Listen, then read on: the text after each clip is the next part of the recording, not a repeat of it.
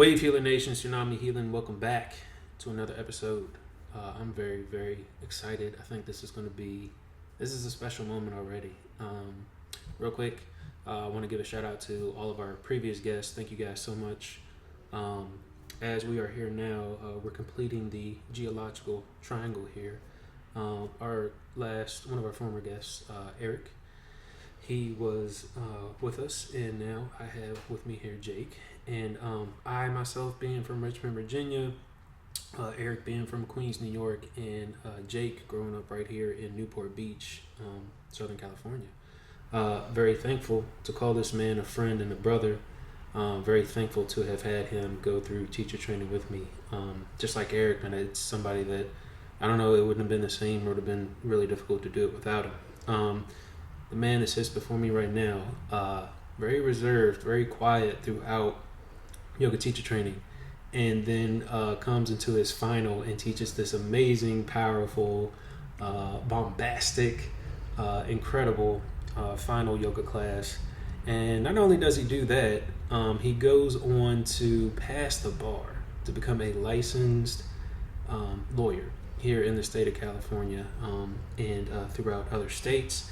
We're going to get into all that, especially the leotard the lion leotard that we know him by. There may be a few lemon lion breaths in this episode, and man, I'm just so grateful and excited to have him. Without further ado, ladies and gentlemen, Jake Taylor. Jake, thank you for being here with us. Thank you, Justin. Yeah, my pleasure to be here. Really excited to get into it with you today. Yeah, and just setting up here, Jake has a lot to share with us today. He has a lot to say. He had a lot of experiences throughout teacher training. I think now we're about almost 2 months out of teacher training, which is crazy. A lot of things have changed since then. I think a lot of growth has happened between the both of us individually and just collectively as a group. So, Jake, I'm gonna open the floor, man. Let's just get right into it.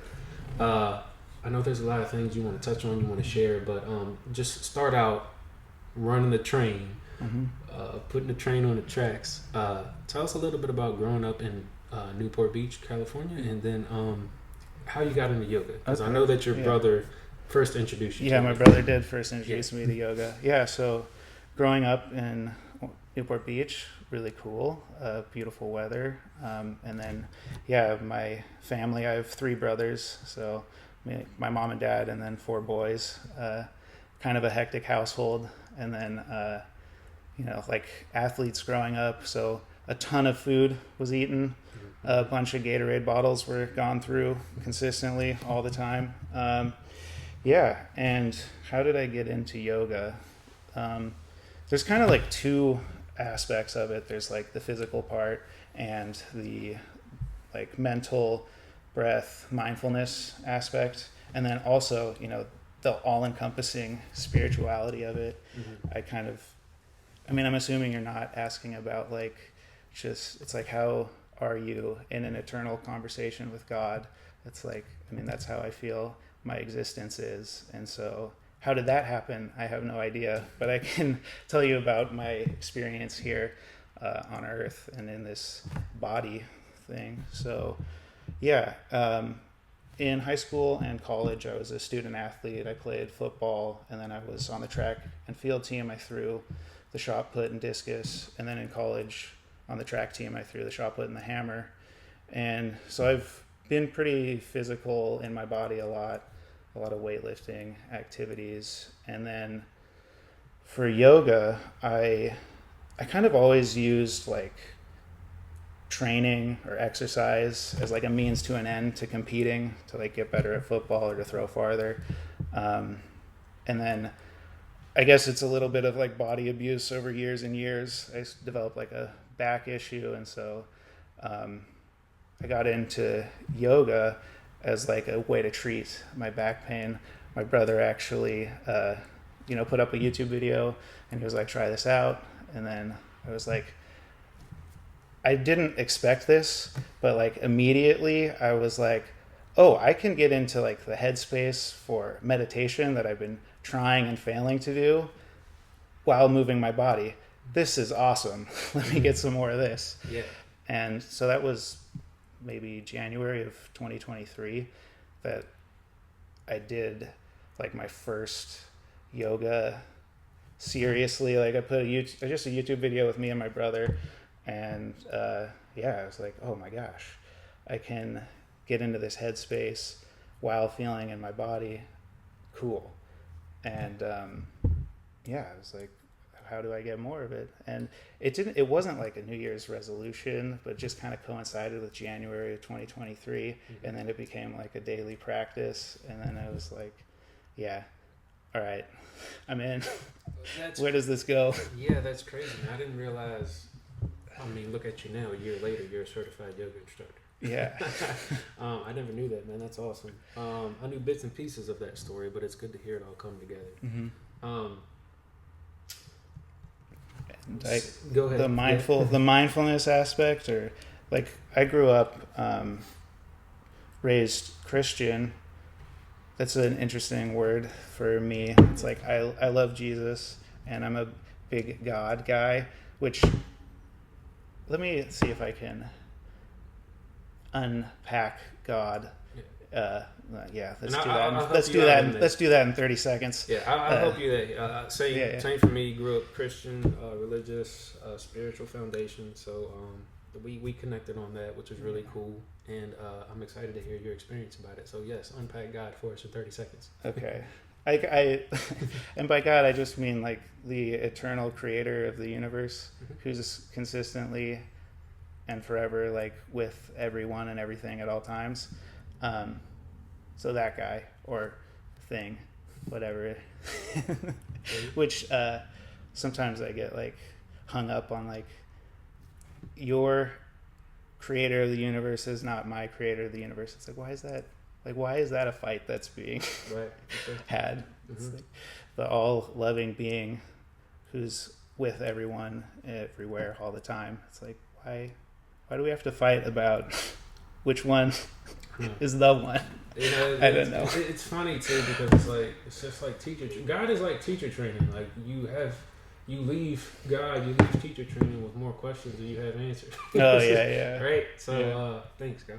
Yeah, thank you. So go ahead. So my grandfather was a pastor, my mom's dad, and he kind of like went around setting up churches, which was pretty cool. I actually really admire him a lot as like a guy who was like a leader of people, which was like, it's like, oh, I want to do that. And it's like, and he's like involved in his parish, everyone in his parish's lives. And it's like, that seems like amazing. It's like, how do you build a life that's like connected like that and impactful and meaningful? And so I've kind of been searching for that, and it's like still sort of looking, but to teach like yoga teacher training has like kind of opened my eyes to a pathway to like get in that space of connecting and leading, and also like being led and learning, and it's like really, really cool. I think there's some of that up too. As a Christian, as a man of God, as somebody who is spiritual, I feel like we all kind of come to that calling of, I want to bring people together, right? I want to, and then I want to bring people to God. Okay, how do I do that in this day and age, where that's not really received well? Also, we want to build community, right? We want to do life together, and I think yoga teacher training does a great job of doing that. Bringing people together in community, being in community with one another, being in fellowship with one another, and then there's this big aspect of, okay, all right, there's a spiritual aspect to it, right? The yoga is off the mat as well.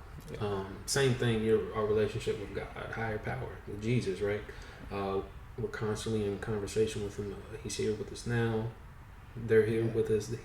The all-being love is with us. I don't quite know the answer to why are we in that conversation. Or why do we got to be there? But all I know, and I think you would agree, is that yoga teacher training did a great job. It was a gateway to community. Right? It was a gateway to bringing people together from all backgrounds and being able to leave hugging, saying, "I love you." And I Yeah. appreciate that. So, so yeah, that's really cool, man. That you found this gift. That God gave you this gift of yoga. That's kind of how I like to think of it. Yeah, too. definitely. So with that, Jake, what did bring you to teacher training? You're in it for a year. Yeah. You're doing it with your brother. You found out it's a great recovery for you, but it's also a great just overall mental headspace to be in. Yeah. And then you have all these different experiences and perspectives, which we'll get to in a second. Mm-hmm. But what made you even want to go the route of teacher training? Yeah, so there's a few answers to that. Maybe I'll start with just curiosity generally, like wanting to delve deeper, see what's going on. And then I had this idea where like I would learn all the tips and tricks, I'd figure everything out, I'd know everything about how to do a sequence or whatever. And then I would be able to lead myself in a practice. That was kind of my intention going in. It was like, I'll learn everything I need to know, and then I won't even have to put like a video on. I'll just sit by myself and do like my practice, and then that'll be cool because I won't have to have anyone else around me. So it was very much for you. Oh, absolutely. Okay, gotcha. Yeah. Yeah. And then you step into teacher training, and yeah, and then it's totally not about that, and it's totally about being with people and connecting and sharing what you've learned and learning from other people, and it's amazing. And yeah, so yeah, I was like, this is not exactly what I thought I was getting into, but it's beautiful in a totally different way, and also like better than I could have hoped for, while being totally different. Yeah. With that, Jake, again, I think a lot of people noticed you were a little bit more reserved, Yeah. a little bit more held back during training. Yeah. What was happening? A lot internally, and like, was you?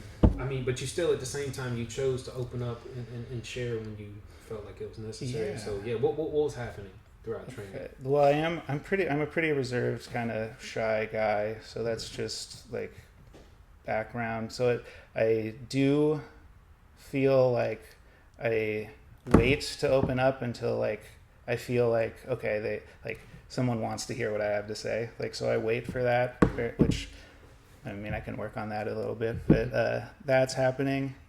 And then yeah, I guess there's this element of like hiding or not showing to just because it's uncomfortable, but also like, you know, it's like being protective of like who I am. It's like being selective with like opening up. It's like a protective, like, I don't know if it's a learned behavior or what. It's like just a form of protection maybe. But yeah, so I was doing that a little bit, and then I think I was really I sat and listened and everyone was opening up, so it's like, okay, let's share some of me too. I'm learning about everyone in this group, so let's get into it a little bit, and then Start to feel safe. Start to feel safe. I think. Yeah, I think too.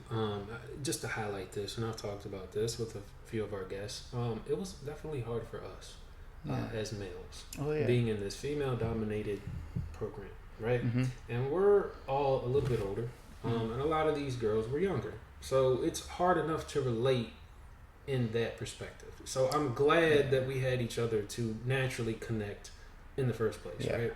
Granted, they're all great. They're all lovely people. And we eventually did get to that space of, holding hands, singing Kumbaya, telling each other we love each other. But before we got there, I think also, too, with that, as males, especially as straight heterosexual males, we are taught to be strong, to be tough, not to cry in front of people. Society has just conditioned us to be that way, right? Absolutely. And I think on top of that, too, it's just a preconceived notation that being vulnerable is being weak.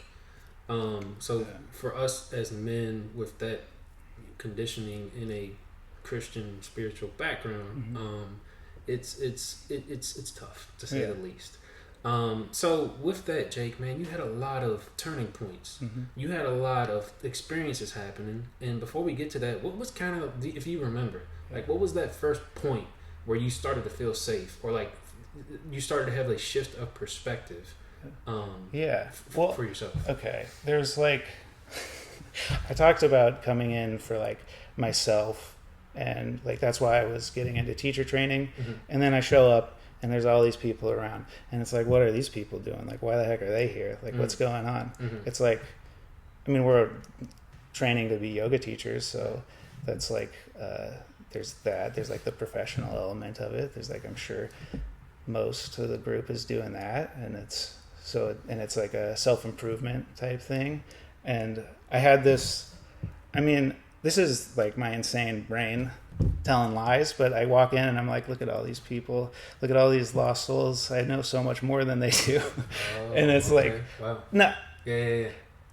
No. I feel it. Yeah. But there's the judger coming in, and then it's like, but then I listen to anyone talk for 5 seconds or more, and it's like, oh no, there's a whole complete person there, just like me and everybody else, and I've got a lot to learn from everyone in the group, from every individual, and so lucky and blessed to like have been a part of it.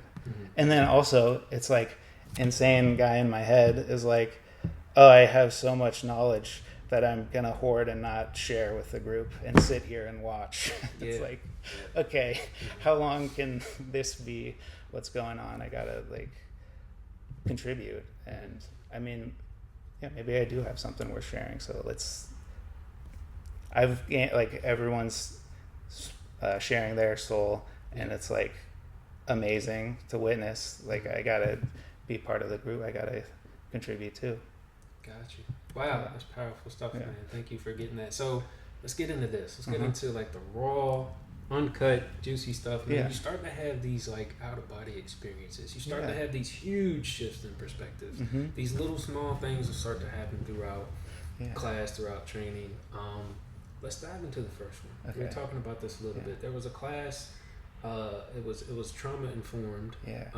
And you heard our instructor say something that struck a chord with you. Tell us about that experience. Okay, so Ursula was the instructor, and for trauma informed, we were in child's pose to start off, and then she was just like getting us set up, and then she talked about how we were safe here and we could stay here for as long as we needed, and we had full autonomy and agency to choose and move when we wanted to. And I just felt safe, and like in a way that I hadn't really felt before, and that like it really was my call. I felt like I could sit in child's pose forever. I could get out immediately. It was whatever I wanted to do. And like it was maybe the safest I've ever felt in my body. And not only just for like that point in time, but it's kind of helped me anytime I go take a class. It's like I have agency. I can do what I want to do. I can listen to the instructor. I can also not. I can lie down in Shavasana when everyone's in the peak flow and it's okay. And and also if I'm on the mat in a group and we're all doing something, I want to be connected with the group doing what the group is doing. And it's like, it's all great. That's so cool, man. I'm glad you had that experience. How long did it take for you to realize you were even having that experience and to process all that? Did it take you these full 2 months? Was it in that day? For that experience, in child's pose, I was like, this is nice. And then like she had cued to go on to something else, and I was still sitting in child's pose, and I was like, I really might just sit here the whole time. Like I'm really considering doing that because this is feeling really good. And then eventually I was like, oh, actually, I do want to move too. And so then I did, and I was like, so I think pretty much immediately I felt that. And then every class since, I've also had some of that peace. And off the mat too. Yeah, I was gonna say I'm glad you had that experience and you've been able to carry that with you. And in a sense, it shifted and changed your life, right? Yeah. Which is cool. So getting into that, yeah, go ahead. Yeah, I was listening to Cammie's episode, and she talked about like more color in life, and I had a similar experience. It's almost like everything is shifted. There's this old concept called ether, which it's like if everything in the universe has like an absolute frame, the ether would be where that absolute frame is, and things move around in it. It's an old physics philosophy idea that's no longer thought of, but it's kind of a cool concept. It felt, I think it was around like week 7 or 8, like I woke up one morning and everything had like shifted, like the whole universe was like it was there and now it's here. Yeah. And in a good way. Yeah. That's huge. Yeah. That's Yeah. huge, man. Wow. Yeah. And like I think it was that night too. I like went to a class and it was like evening. So I went in the sun was out, and when I left the sun had gone down. So just more like times have changed. But like I got out of that class and I was like feeling really good. And then I was like, does everybody else like know what has happened? Right. Like, do they understand that we're in the world? Shifted, people. Are we awake? Yeah. Wow, and then I was like, well, what if everybody else has always been here, and it's like I'm the new guy. It's like this is the frame that most people are constantly living in, and I had to like do whatever I had to do to get here. Wow, man. Gee, goosebumps on that, man. We could be here forever just sitting in that. We'll move on though. Okay. You had another experience. Mm-hmm. It was in Darren's sound bath. Yeah. So tell us what happened there. Okay. Now that you're in this different frame of perspective. Sure. Yeah. A lot happened in Darren's sound bath. Okay. And I'm not sure I remember all of it, but I will talk about what I do remember. And I had a conversation with God, with Jesus, and he was sitting by a river under a tree. And I came up to him, and I was like, I was worried. I was afraid. I was like, hey, I don't think I can be like you. And then he said, that's perfectly all right, Jake. You just have to be you. That's all you have to do. And that's like, that's so comforting for me. Like, and yeah, it's like, of course, there's nothing more that I could do. There's nothing more that needs to be done. It's just be me. Cool. And then I came back at him with, but what if I do that and I don't get what I want? And then there was no response. And it's like, what if I don't like me? What if I be me and I don't like it? And so I was like, oh, well, it's weird that he didn't answer that. Like, why not? Like, I feel like that should be. But I think it's actually I told one of my friends this, and he was like, well, maybe you didn't get a reply or a verbal response, but maybe there was an answer. And maybe it's like, he's God. He wants me to be me. That's all I got to do. And yeah, it's like, my coming up with my, what if I don't get what I want? It's like, I've now insulted God in the first 10 seconds of meeting him. It's like, you think, Jesus is like, you think I make mistakes over here? It's like, I made you. Just be you. Do it. Yeah. So. And it's funny in the sense that you mentioned that, because we were talking about this before the episode, and something that was given to me before in a sermon somewhere, I don't remember, but the first thing when you told me that came to mind was, it's kind of like when we're taking a test and we ask the teacher for the answers, they're quiet. Yeah. Right? So it's like, God is never going to give us the answer to those hardest questions when we're in the heat of the moment in it. Mm-hmm. So that could be happening. Yeah. Or to your point, I love that answer by your friend too. Maybe he did give you an answer, but it's not verbal. Mm-hmm. Right? Maybe it's a different sign. And I don't know, I always like to think that God has a sense of humor. So it's like, maybe he just laughed at you. Yeah. Because he was like, Jake, stop worrying. Like, come on, dude, seriously. It could be that. Yeah. So that's a very powerful experience though, man. Even the fact that you were able to go to that space to that experience. Just is the testament to Darren of setting up that safe space to be able to do that. And I mean, it's cool because I had similar experiences. Like when we were playing with Bondas, I felt like I stepped into another universe, and I was like, "Holy crap!" Did everybody else feel that? Everybody's just looking at me like, "Nah, bro, like, not really." Yeah. So anyway, that's what happens in yoga, man. I had a similar experience where I felt like I cradled my inner child for the first time when I was in Bobby's class. This wasn't even during teacher training. I was in one of his classes, like early on in training. And I went up to him and I told him about it, and he was like, "Yeah, dude." He's like, "That happens." He was super cool about it, and just be able to share that. I mean, that's that gateway to community, right? To be able to have those experiences, share it with the instructor or with people around you, and then we can talk about this stuff. And we feel like I've found, man, that like yoga is very much a solo trip that you go on with a group of people. If that makes sense. Yeah. So like you're feeling and processing these things on your own, and you have to do it on your own, but like other people are in the room with you, and like you have our core group, our cohort, where if we have things, we can reach out to each other. We might not see each other every day or talk all the time, but it's like we have that safe group to be able to talk about those things, and they're probably feeling similar things that we never knew too. Yeah. Couple more things while we're here. There was, you made me think of something. Yeah, there was like one time we were in Shavasana in the room, and I felt like my spirit was like dancing with everybody in the room. Like we were all just we were like up out of our bodies, like have thrown a dance party during Shavasana. I was like, this is amazing. Yes. No, I love that. Along those same lines, man.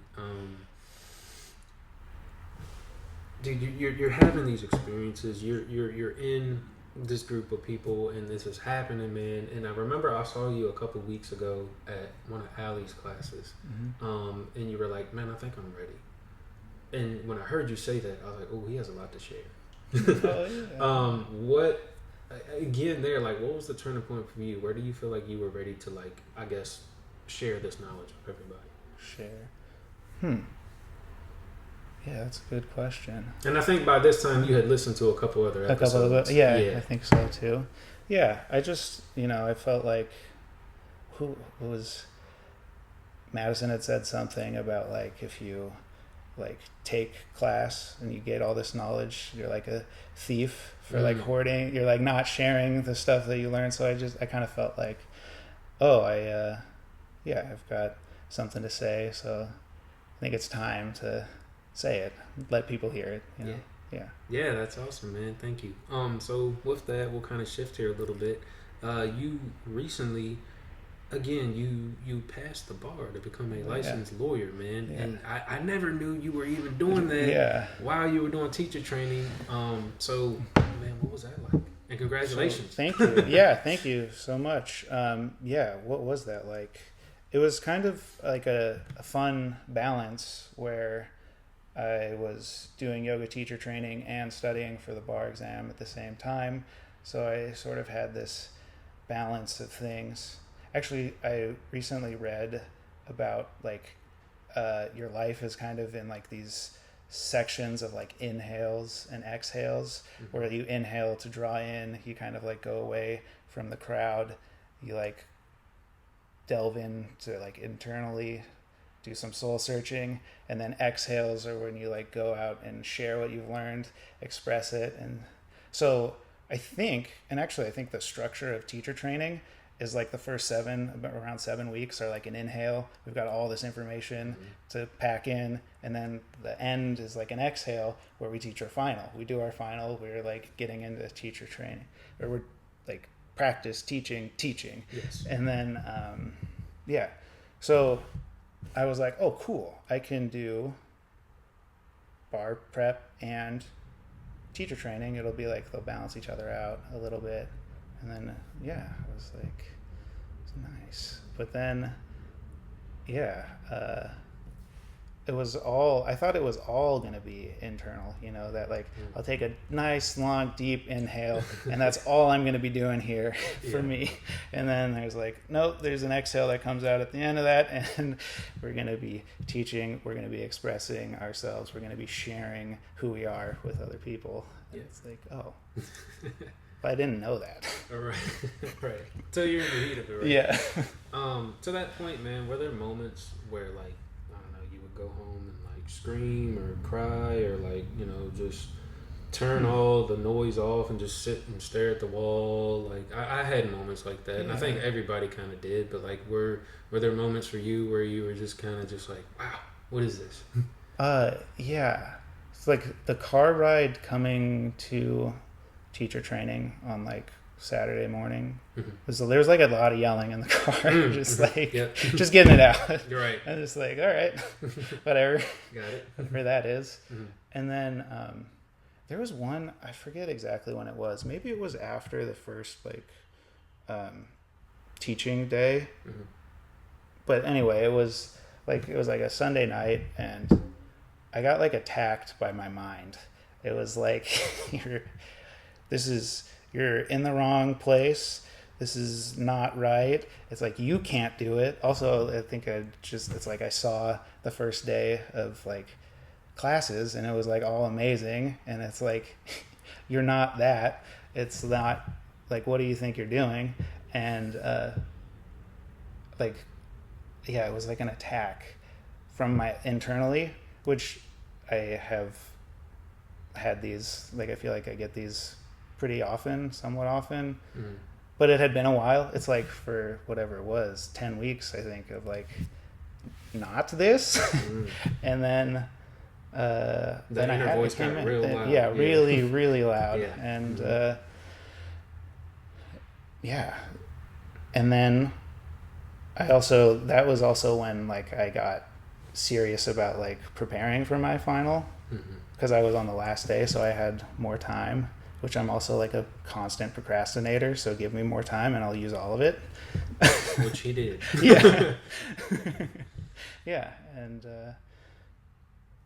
but so I had that attack, and then I like sat down and like really got into my final and preparing for it and took it seriously. And then once I was like taking the steps, and I had help, Abigail and Allie like helped me a ton prepare for my final. My brother and my friends also like generously letting me like work through all the kinks, everything really, really raw into some sort of like formative thing. And and then my one-on-one with Lori was like awesome, so cool.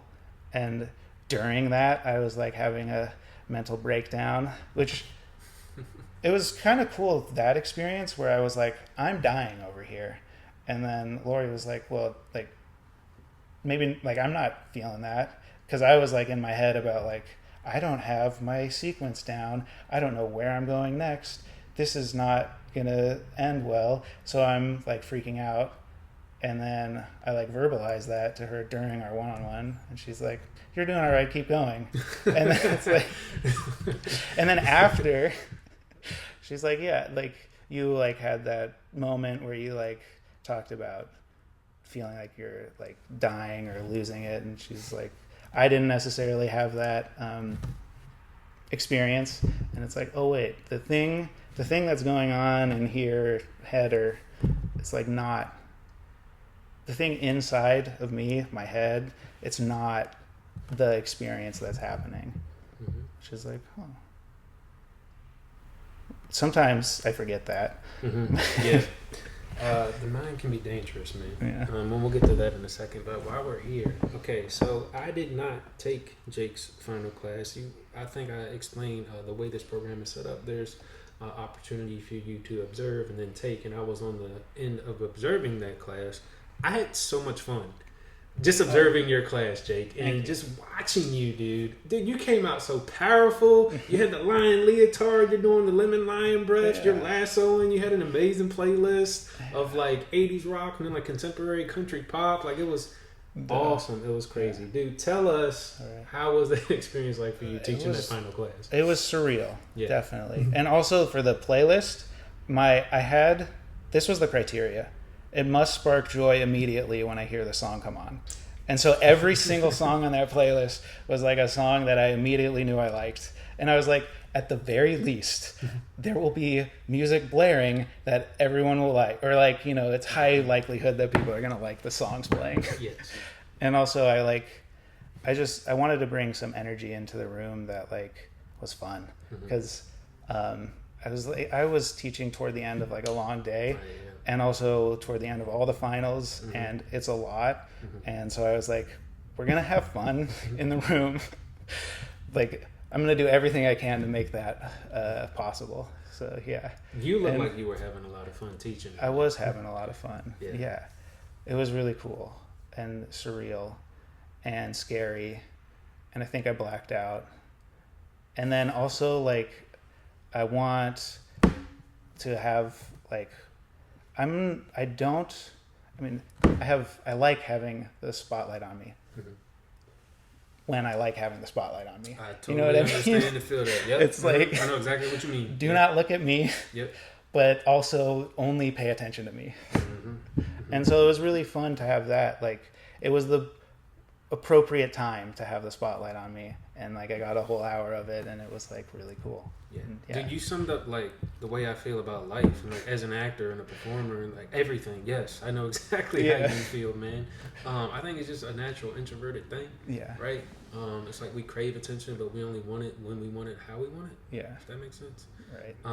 So anyway, man, dude, tell us about this lion leotard that you found. The lion leotard? Yes, man. Yeah. So, all right. So let me set it up for my listeners. So Jake is teaching, right?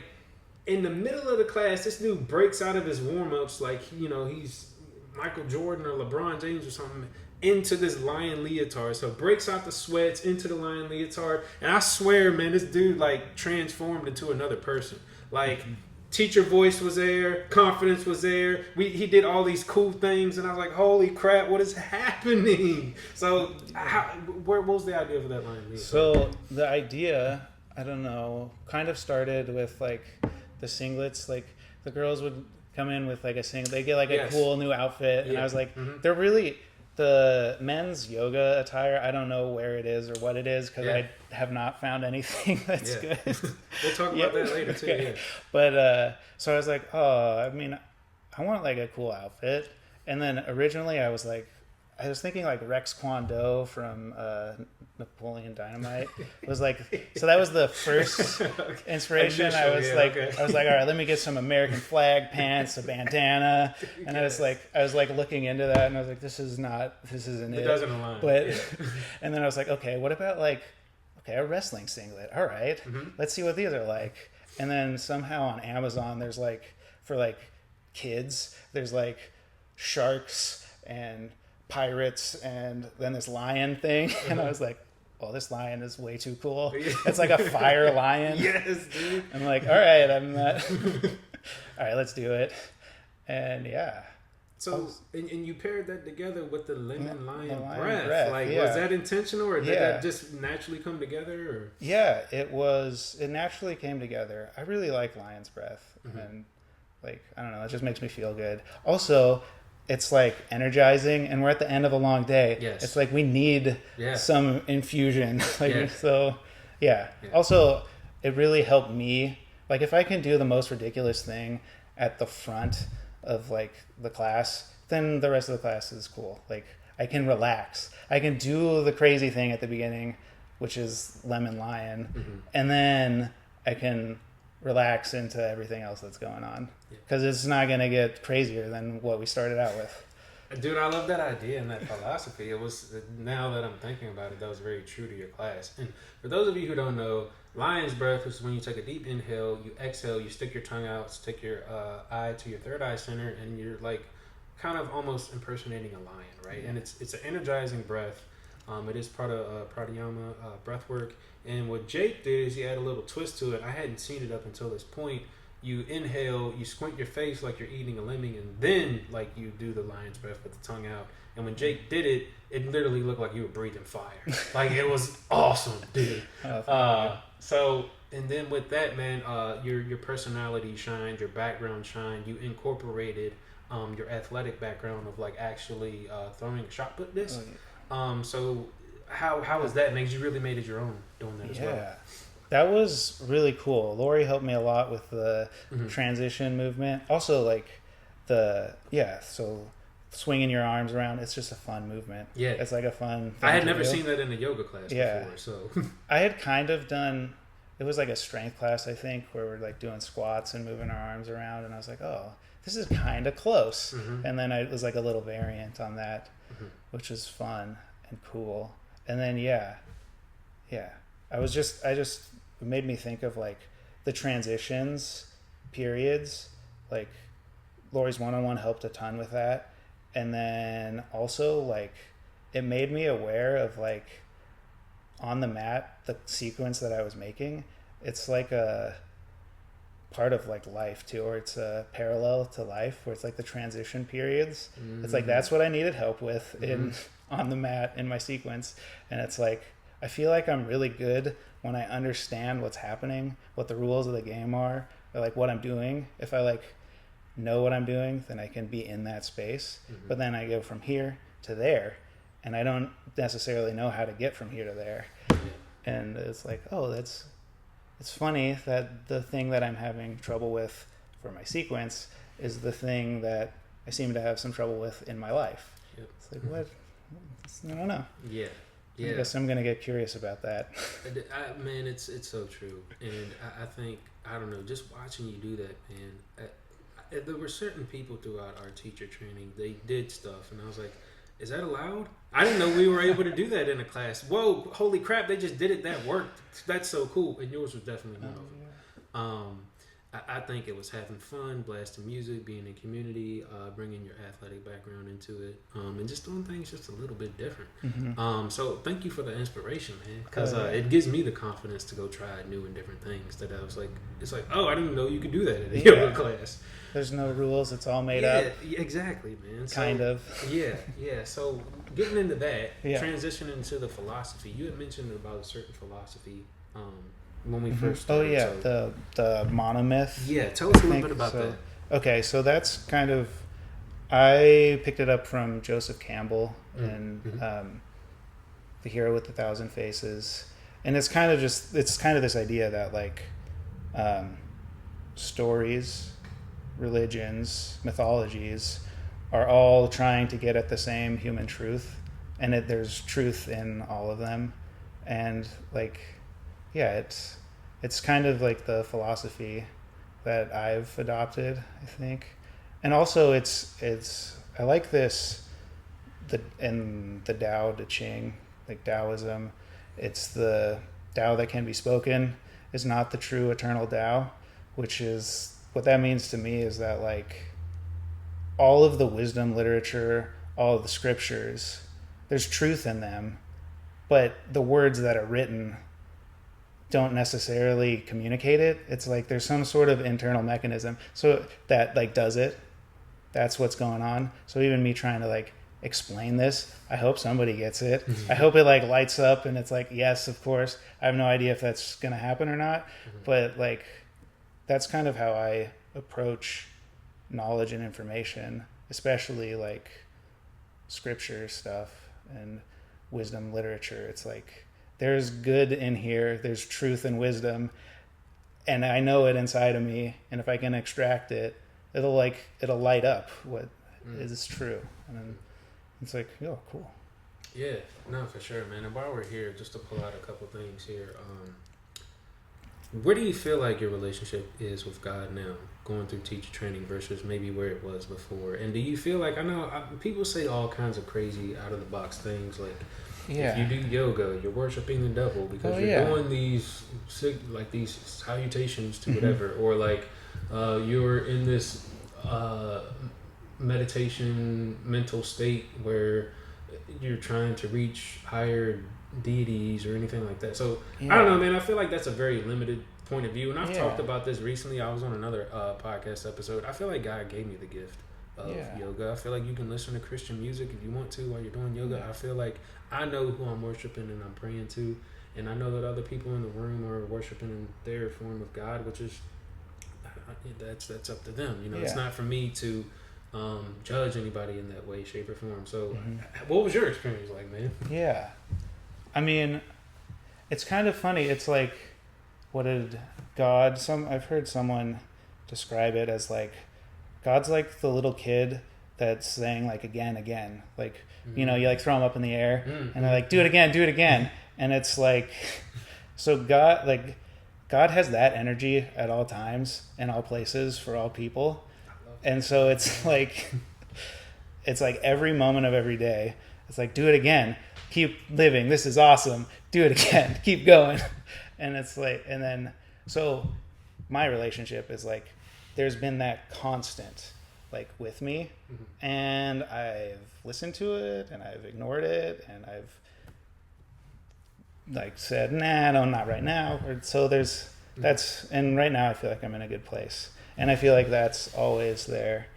And then it makes me think of like Jesus and his disciples, and there's like some point where he's like expressing frustration because it's like, why don't they get it? Like, it's like, I've explained this to them, and like sometimes they kind of get it, and then it's like, how much? It's like, I can't do any better than I've already done. They should understand what's going on now.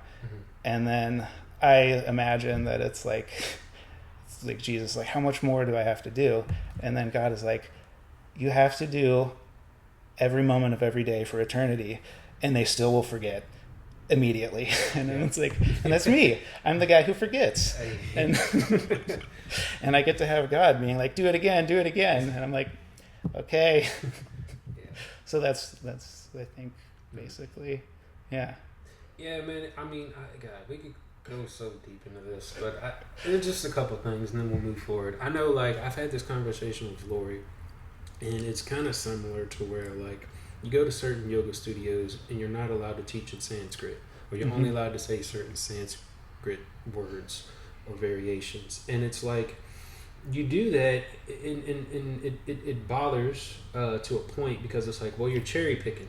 Right? And you're taking what works for you, and then you're putting your watered down version of it. Yeah. But we kind of do that with religion too. Right? Yeah. So it's like we cherry pick, and then we take things, and I don't know. There's parallels and there's differences. I mean, you could sit here and say this, that, and the other about we're not honoring the full yoga tradition, but at the same time, you know, we're urban yogis, so we're living in a newer contemporary world. Yeah. I don't know all the answers. I'm just, you know, these are just things that we talk about and we think about. For me, personally, I feel like yoga teacher training, coming in with the background and the experience that I did, allowed me to connect with you deeper, had I not had that experience.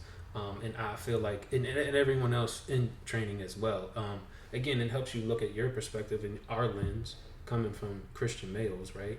And just seeing what's out there. All right, there are other ways that people live their lives, and we can still love them, and nobody's necessarily wrong about that. So with that too, man, I want to bring awareness to this, because I think it's important. Both of us sitting here, white male privilege. Oh, yeah. Whether I like it or not, I'm white and I'm Hispanic, and people see me as a white male. Yeah. Us being white males in Southern California, being yoga teachers, I think it's a cool thing, because again, it allows us to connect deeper. I think that people may take one look at us and like judge us for just that, and they think we have a certain amount of privilege, which we probably do, but at the same time, we're very aware of that. Yeah. So kind of what has been your experience, especially for you, Jake, growing up here? I'm from the East Coast. So it's like, I'm incredibly privileged, and it's I'm super grateful for all of the blessings and opportunities and everything that has just been like laid at my feet. It's like really, it's been great. Like, and like we had the because I don't know, was it inclusivity lecture, and diversity and inclusivity, and we were like, we went around the room and we're like, you know, how comfortable are you with like this topic? And then I was like, everyone's like comfortable, and then it's like, I'm like kind of uncomfortable like discussing this. I don't know. And then but I thought like there's like diversity and inclusivity can become like a bad word, or like it's an uncomfortable for like white men, for what, like, because it is like could be seen as like not, it's like for everyone other than white men, maybe. I don't know. But when we were doing that and like going through and talking with the group, I was like kind of thinking that, oh, I could, if I like am a yoga teacher just as a white man, and then of course I want everyone in the world to feel welcome and safe and included in the space, like, please. Right. And then it's like, if I can have that sort of environment, and then I can just like have like a space where it's like, as a white man or a man, the inclusivity doesn't have to have any sort of like charge. Diversity, inclusivity, it can be a place for people like me and everyone. There's like, it can literally mean diversity and inclusivity, right, and not like, I don't know. It's crazy. I think it's a good thing to be aware that, you know, sometimes people are going to look at us, or they're going to hear us, and they're going to immediately be triggered or turned off. It's like, well, I don't want to go to this white man's yoga class because what the hell does he know about yoga? Living in wherever, Southern California. But again, that could just be, well, maybe that class is not for them. Right. Maybe there's another teacher that can say it or do it differently than we can, and they'll hear that or see that, right? But I think, to your point, I think, man, just being a teacher trainer, it has opened me up so much to, I used to just want to take female classes who were instructors. I don't know why. I just did. But now, some of my favorite teachers are men. And I don't know, man, it's crazy, and it's just very eye-opening. Jake, I did want to get on this real quick before we start to wind down here. I had openly shared in teacher training that there was a point in time in my life I was at a very dark space, and I no longer wanted to be here, and I contemplated not being here anymore. It was a heavy moment for me, and I truly, honestly believe that God let me go through that experience to be able to connect with people. And during training, you came up to me and you said, "Hey, man, thank you for sharing that. Like, I had something similar." And I would have never known that had you not said that to me, man. So tell us a little bit about, we don't have to go into super long details if you want, but where were you at, where are you at now, and thank you for coming up. Like, what made you want to come up to me and say that? Well, I mean, I can suffer from like depression. I have like depressive episodes, and I mean, I've never had it like clinically diagnosed, although I did go talk to a therapist during undergrad, and I took a year off, and so but I feel like just the conversation is important to have, because like, I don't know what gets like said or not said, but like, just hearing somebody like come out the other side is like reassuring. It's like you can get through it. And then all, like, you know, part of the hard part for me was like, this should be good. Like, my life should be, this is like almost as good as it can get, and I still don't want to be around. Like, what? There's not going to be any solution to this problem. And it's like, well, I mean, just keep going, because maybe there will be. And like, for me, it's like that has turned out to be true, which is like really amazing. And like, I didn't have any like specific suicidal like plans, but for a long time I was thinking like, would it be better to not be around? I was like, well, yeah, if I could sign up for never existing, for a long time I was like, I would pick that option. But now I'm feeling a lot better. Like, I'm excited about opportunities. I am kind of scared that I'm going to have another like depression and I won't get to the other side of it. It's like, I don't know. I feel there's a part of me that feels like that's just an impossibility. It's like my perspective has so radically changed that there's literally nothing that life can throw at me that I won't, you know, I mean, I could die from, like, there's stuff that could happen, but it's like, I won't like choose to take my own life.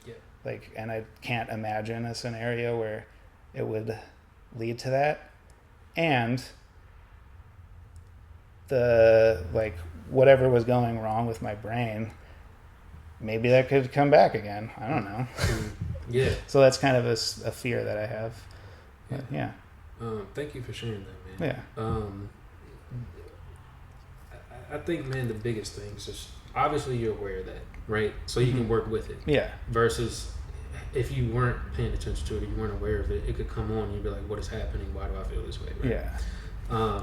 Secondly, man, to me personally, I feel like everybody kind of comes up against that idea or that decision at least once in their life, if not more, right? We're all living with it. It's just in what way are you living with it? Yeah. And we can choose whether we want to work with it or not. Yeah. Right? And dude, I'm just so thankful that you came up to me and said that, because A, it makes me feel like I'm not alone. B, it made me feel like I had somebody really close that I could like talk to about that in teacher training, because I mean every time I open up about it, it feels like it's happening all over again. I know the biggest thing and the thing that I learned from it is I spoke about it openly on my podcast years ago, and somebody who I used to work with at Universal Studios, who I didn't really talk to that much, came up to me and said, man, I love your episode. Like, it saved my life. I was seriously at that point, and now I'm not. And that, for me, like, that was the thing for Tsunami Healing. Like, God led me to that, and I was like, wow. I never realized, like, the power of, like, sharing or opening up that way. Yeah. And that changed my life. And I checked on them for, a while, and hopefully they're still out there listening. But, yeah, I mean, that did it for me. You know, that made me realize, and this is why I shared so much in teacher training. It's because I realized that people miss out on their blessings if I can't get past my own stuff. Yeah. And that motivated me to want to complete teacher training and be a trainer, to share with people. So, dude, thank you for that, man, because it's not easy. And I want to let you know, man, if you ever get in that space, please come to me. Okay. Yeah. Please. Yeah. And vice versa. Right. That's the power of community here. And it's just a beautiful thing to, like you said, it's very inspiring when you see somebody else come out on the other side of it. And real quick to close this out, for me, what changed for me is I started looking up ways to do it. And then that's what broke me. And the thing that got me out of it was doing things that I love with people that I love. And then in coming out on the other side of that, I just realized that there are so many people that love me, and there's so much more I have to do, and I matter, and I make a difference in the world, and the world is a lot less bright without each of us in it. I think I talked about in teacher training, there was an actual physical experience that I did in a personal development program where everybody had a candle, and they said, blow out your candles. And when we did that, they said, now look how dark it is in this room. And then you realize that your candle, your light, has so much like light in the world, right? So really cool thing, man. Lastly, I want to just, what was your experience like when we went to that monastery? Because for me, I had a really powerful experience, and I thought it was so beautiful to see all the different religions being celebrated together, just to bring people together. So what was that like for you? That was really cool. I went and listened to like a lecture, and I'm going to try to remember what the like beginning prayer was, because there was like three big mistakes, and it's like, although you have no form, I try to give you like a shape. And then it's like, and then so I don't remember exactly what the other ones were, but it's like, it was just about like the sense of it was that the mistake is trying to put like a limitation on God, and then like it's like you're like this big giant thing that I'm trying to shrink down into something that I can understand. You're all expansive and around all the time. You're everywhere, but I go looking for you all over the world or all over the place. And it's like, you're always there, and yet I'm going all over the place to look for you. Which, and then so that was like a really cool experience to listen to and be with, because it's like, in all places at all times, there you are.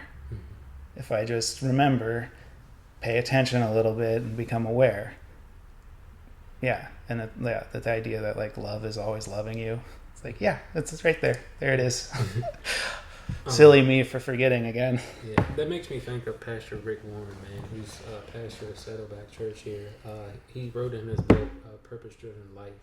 It was one of his lectures. It's like, we always think that God is with us when we're praying in church. And as soon as we leave and go get nachos for lunch, like, God's no longer with us. It's like, nah, God's still there with you eating nachos. Like, he's always with you. So that's what that reminded me of. And then also, too, I think when you were talking about when you were laying in Shavasana and you felt like your soul was dancing around in the room with everybody, that made me think of when Madison said, I think it was in Yoga Philosophy, how before we even met, and years ago, like, we met on a soul level, and like we signed these soul contracts that we were going to come together in this time to help each other heal through this training. And I thought that was so cool. Yeah. So that kind of reminded me of that too. Definitely, yeah. Yeah. So super cool, man. I know for me, for the monastery, I went into the temple and I just started praying, and I came out of there bawling, crying. I just had these like really intense like out of body experience where it was just like I was just praying like for everything. Like I felt like everything that happened up to that moment just all hit me, and that was just a safe place to let it all out. And I opened my eyes. First person I see, just like I did that night at graduation. It was Quans sitting across the room from me. I'm not sure if they were meditating or if they were praying themselves, but Quans was there, and then right beside me was Shayla. And Shayla was just sitting there peacefully meditating, and she had no idea. I told her later, but that felt so synonymous to our relationship, because when we first met in teacher training, we talked about that, because she's a very religious person as well. I think being Catholic. So that was just really cool to connect that way, man. And then I remember I didn't see you that much at the monastery. I think we were like at the end of it, we took a picture with Rodrigo and Eric in front of the gift shop. But I was like, I didn't see Jake that much there. So I'm glad you had that experience, man. Yeah. Cool. So a couple more things, man, and then we'll get you out of here, Jake. One, are you teaching anywhere right now? I'm doing one-on-one sessions with a couple of people. Perfect. Which is, and then I do yoga in the park on Tuesday mornings in Newport Beach, Marina Park, 7 a.m. So I'm out there on Tuesdays. Nice. If people want to take your class or connect with you, where can we find you for all that? Instagram, Jake Tayeye. You can link to me. Maybe. Will do. Yes, we will definitely link that up for all the listeners. Last couple things, Jake, just more practical stuff. Did you get what you were expecting coming out of teacher training? Did I get what I was expecting? No, in the best way possible, which I kind of talked about. Yeah. And then also, not to go, not the technical route. It's like,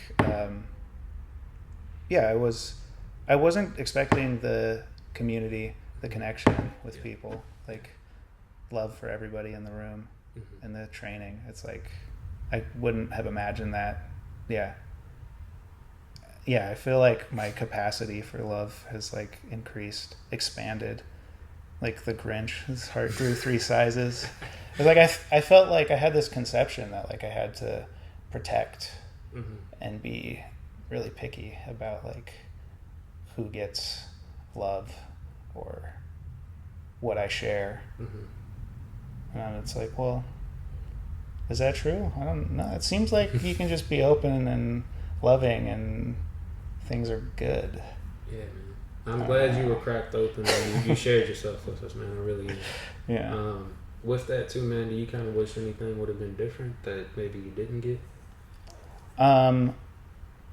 I don't know that it would be possible. Like, here's the answer to that question that is just like not possible. It's like, well, I wish I could have like known more about what I was getting into. Yeah. And like even like the anatomy stuff, like I was like, why are we learning so much about the anatomy of the body? And it's like, well, yoga is like putting the body in positions, and so you need to know how that stuff works to make it happen. It's like, oh yeah, duh. Now I'm ready to learn anatomy. Now that it's like we went through all of it, so now I can can you teach me again so that I can listen this time?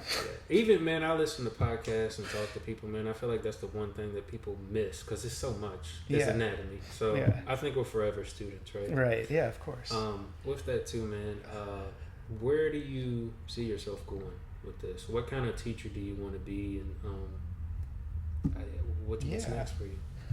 I don't know. I'm just along for the ride to see where it leads. And I like using like my grandfather as like an example for like having a church or setting up churches. It's like if I could have like a yoga class or like a community, it's like that's what I would really like. And I don't know exactly how I get there, what that looks like, but it's like I want my people.